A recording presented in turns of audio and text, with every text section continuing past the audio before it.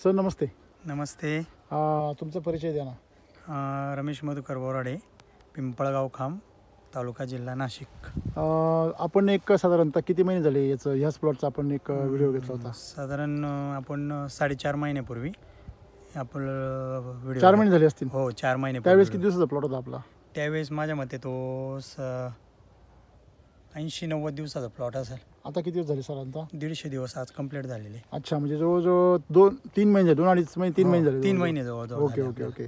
आता मला सांगा की आज ज्यावेळेस आपण प्लॉट बघितला सुरुवातीला त्यावेळेस तुम्ही सगळी माहिती दिली का? तुम्ही हा प्लॉट पूर्ण गळ आणि कुजीमधून वाचवलेला आहे? हो, त्यावेळेस दिली होती. ज्यावेळेस सॉइल चार्जर टेक्नॉलॉजी तुम्हाला माहीत झाली हो त्यावेळेस तुमची परिस्थिती काय होती? त्यावेळेस ज्यावेळेस माहिती झाली त्यावेळेस म्हणजे निगेटिव्ह परिस्थिती होती. हां, का बाबा विश्वास ठेवणं अशक्य होतं. म्हणजे कारण मार्केटमध्ये खूप अनेक प्रकारचे प्रोडक्ट आलेले. आणि तुमच्या प्लॉटची कंडिशन त्यावेळेस काय होती?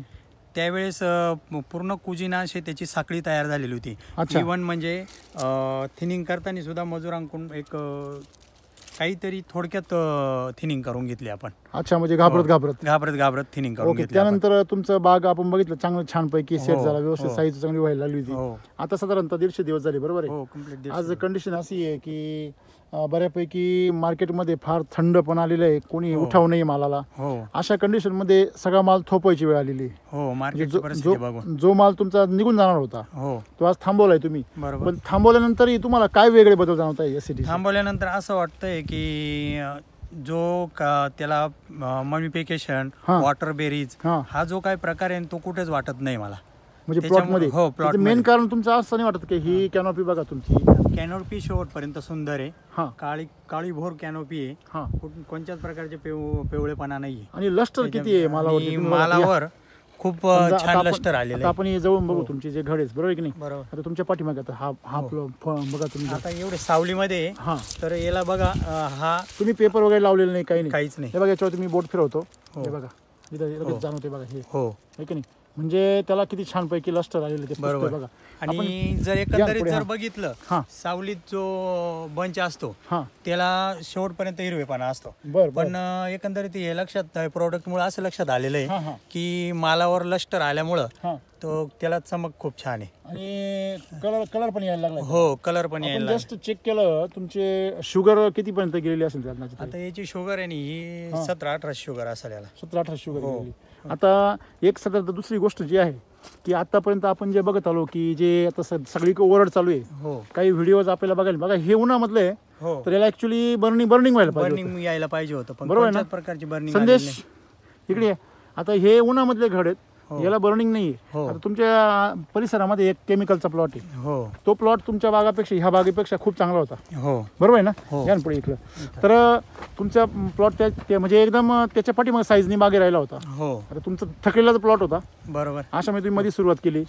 सॉइल चार्जरचं काय काय वापरलं तुम्ही त्यावेळेस? सॉइल चार्जरचं मी सुरुवात करताना फक्त फ्रूट चार्जर, क्रॉप चार्जर आणि सॉइलचे ॲप्लिकेशन सॉइल चार्जर खालून दिलेलं आहे. फक्त मग रिझल्ट आल्यानंतर फ्रूट चार्जर सुरू केलं आणि डिपिंग मध्ये साईज चार्जर, सगळ्यांच्या या गोष्टी कंटिन्यू वापरत गेलो. आता या ठिकाणी बघा, हे संदेश यांनी आणलेले बघा.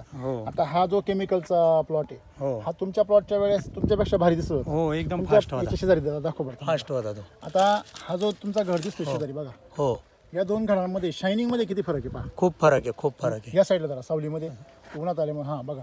आता ह्या दोघांमध्ये जर बघितलं तर शायनिंग मध्ये बघा याच्यावर किती लस्टर दिसतो. हा आपला सॉइल चार्जरचा आहे. सॉइल चार्जरचा हा कूच जाईल पहा, या साईडने पूर्ण कूच जाईल आहे. हा आपण कोणत्या बाजूने बघू शकतो बघा. बरोबर आहे. तर हा जो कूच झालाय हा प्लॉट तुमचा केमिकलवरचा आहे, सगळा केमिकलवरला. तो प्लॉट ची परिस्थिती आज जर पाहिली तुम्ही, त्याचं जर खाऊन, जर मी मगाशी खाऊन बघितलं संदेश, त्यातलं एक मणी खाऊन बघा बरं. खाल्ला मगाशी तो, तरी पण गोडी नाही जास्त. खा ना. आणि हा खा, याच्यातला एक याच्यातला खा.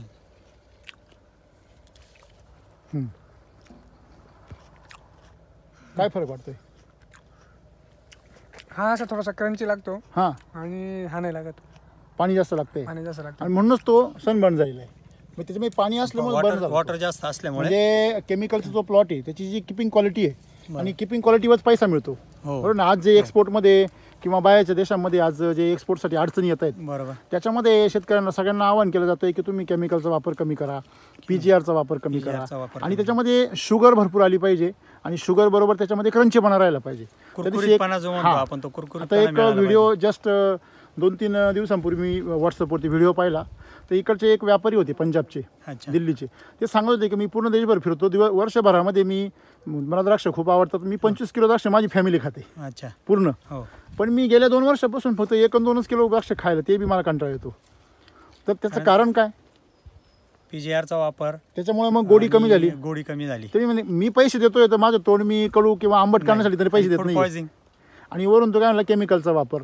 म्हणजे जर आपण PGRचा वापर कंट्रोल केला, आज आपण बघतो सॉईल चार्जर टेक्नॉलॉजी जेवढे द्राक्ष आहेत, आता मी तुमचे द्राक्ष इथले खाल्ले, ब्लॅकचे पण खाल्ले. तर आता तुम्ही जर कलर जर बघितला याचा बघा, एवढा सुंदर कलर आलेला आहे. आपण बाजारात जातो, जे द्राक्ष पाहतो आजही 30-40 रुपये, 50 रुपये, 60 रुपये किलो बाजारात द्राक्ष आहेत आपल्या भारतातल्या. तर लोकल मार्केटमध्ये जे द्राक्ष आहेत ते पाहिल्यावर त्याची खायची पण इच्छा होत नाही. नाही, बरोबर आहे.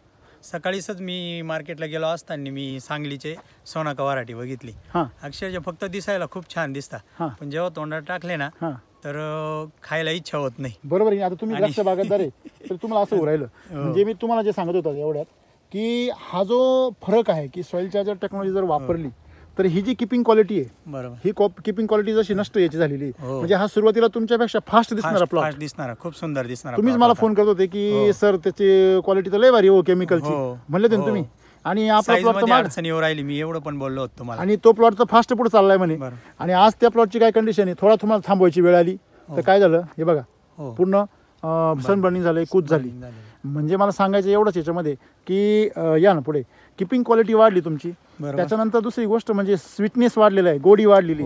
तुमच्याकडे व्यापारी आले होते, काय बोलले ते, तिथे काय प्रतिक्रिया होत्या व्यापाऱ्यांच्या? त्यांना माल खूप छान आहे, हां, साफ माल आहे. हां, आणि फक्त थोडंसं एक 8 दिवस आपल्याला थांबावं लागेल असं म्हटलं ते. हो, बरोबर आहे ना. म्हणजे लोकल मार्केट करता त्यांना जी हे पाहिजे, पिवळेपणा त्याला, आणि थोडंसं जरा बॉर्डरचा बी थोडासा संबंध असल्यामुळे मार्केटची थोडीशी अडचण असल्यामुळं त्यांनी मला थांबवलंय. आता जर आपण पुढे पाहिलं बघा, तुमचं सलग जर एवढं म्हणजे तुमचं गळ झालेली असताना देखील त्यावेळेस आज कंडिशन बघा मण्यांची एकदम छान आहे. पूर्ण मोकळे घड होते, पूर्ण मोकळे होते. हो, साखळ्या झाल्या तुम्ही म्हणले ना. हो, आणि त्यांची कंडिशन बघा.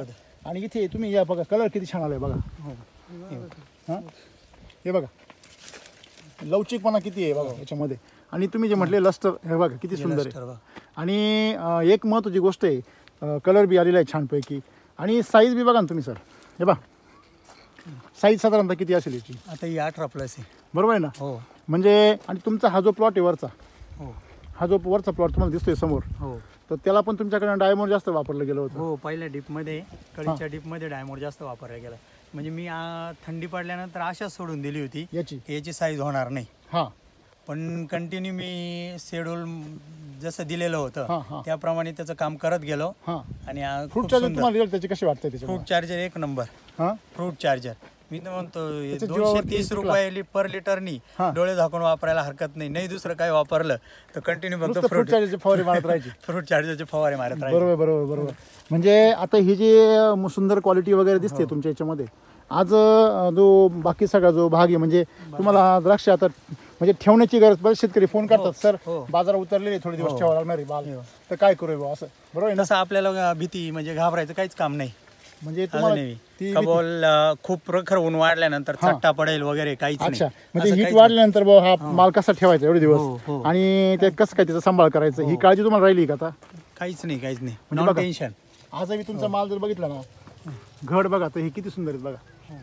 म्हणजे एकंदरीत आता ह्या वर्षी जे आपण टेक्नॉलॉजी वापरली ही ऑक्टोबर पासून वापरली, जर ही एप्रिल पासून रेस्ट पिरियड पासून जर वापरली तर मी म्हणतो अमेझिंग राहील, म्हणजे मॅजिक राहील एक प्रकारचं. बरं बरं. म्हणजे तुम्ही जनरल जे शेतकरी आपले सगळ्या शेतकऱ्यांना तुम्ही तुमच्या या अनुभवातून काय मेसेज द्याल, काय देणं गरजेचं ना, काय सांगणं गरजेचं आहे की ही जे सध्या जी परिस्थिती आहे द्राक्षाची, बरेच जण काही जण तर असे कमेंट्स करायला लागले एकच सांगायचं, द्राक्षाला कोणी विचारत नाही. नाही, चुकीचं आहे ते, कारण आपला व्यवसाय तो आहे, त्याच्यातून आपल्याला नाही तुम्ही क्वालिटी पिकवा ना. तुमचे द्राक्ष तुम्हाला पहिले खाऊशी वाटले पाहिजे. तेच सांगतोय मी का खूप PGR वाढून साईजच्या मागं न लागता तर त्याची क्वालिटी आणि त्याच्यातून आपल्याला ग्राहकापर्यंत काही चुका केल्या शेतकऱ्यांनी. सुरुवातीला काही लोकांनी आर्लीमध्ये म्हणजे आंबटच द्राक्ष तोडले, तेच बाजाराला विकले.